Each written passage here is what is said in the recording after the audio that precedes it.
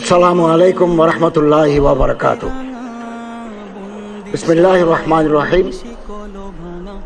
কুল্লু মান আলাইহা ফান ওয়া ইয়াবকা ওয়াজহু রাব্বিকা যুল জালালি ওয়াল ইকরাম।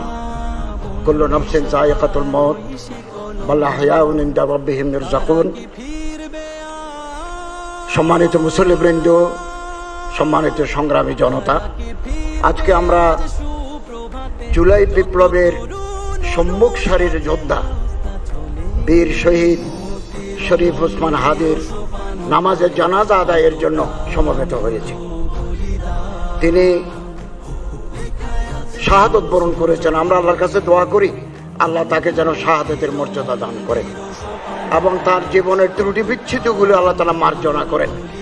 আল্লাহ তার কবরকে জান্নাতুল ফেরদাউসের টুকরা বানিয়ে দেন এবং তিনি যে স্বপ্ন দেখেছিলেন আধিপত্যবাদ বিরোধী একটা ইনসাফ ভিত্তিক সমাজ যে প্রতিষ্ঠা করার স্বপ্ন দেখেছিলেন তার পূর্ণতা দেওয়ার জন্য দেশবাসীকে আপনি তৌফিক দান করুন। সারা বাংলাদেশ আজ কাঁদছে। ধর্ম মন্ত্রণালয়ের নির্দেশনায় বাংলাদেশের গ্রামে গঞ্জে শহরে বন্দরে সব মসজিদে আমাদের ভাই জনাব শরীফ ওসমান হাদির জন্য দোয়া, খতমে কোরআন, জিকির আজকার সম্পন্ন হয়েছে। আমি তার জীবন বৃত্তান্ত পাঠ করছি। 1993 সালের 30 জুন ঝালকাঠি জেলার নলছিটি উপজেলার জন্ম নেওয়া কবি শরীফ ওসমান হাদি বাংলাদেশের স্বাধীনতা ও সার্বভৌমত্বের প্রতীক হয়ে উঠেছেন। তার ক্ষুরদার যুক্তি, দেশপ্রেম, মানবিক মূল্যবোধ, দৃঢ়তা দিয়ে তিনি তার দেশকে ভালোবেসেছেন।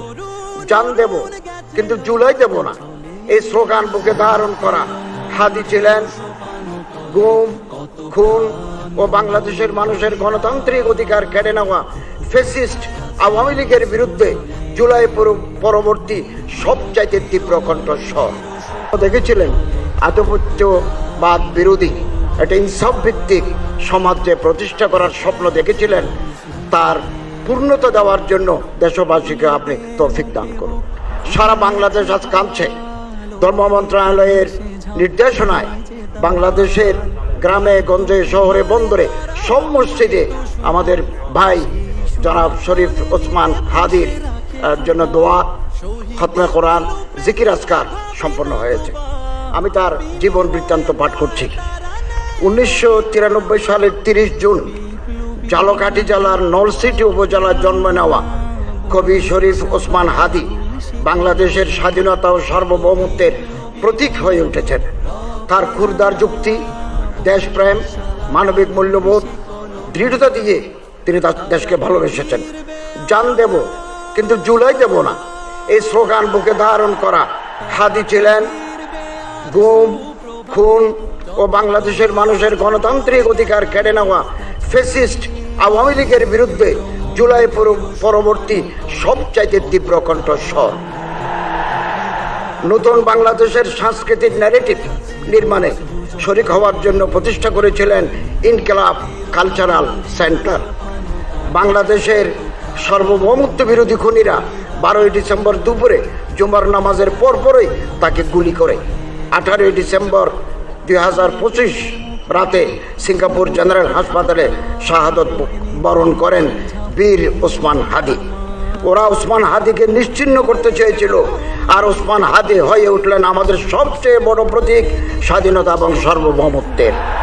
আল্লাহ তাআলা ওনার মাগফিরাত করুন এবং বেহেশতের অসংখ্য নাজনে আমদ দিয়ে আল্লাহ তাকে সম্মানিত করুন, আমিন।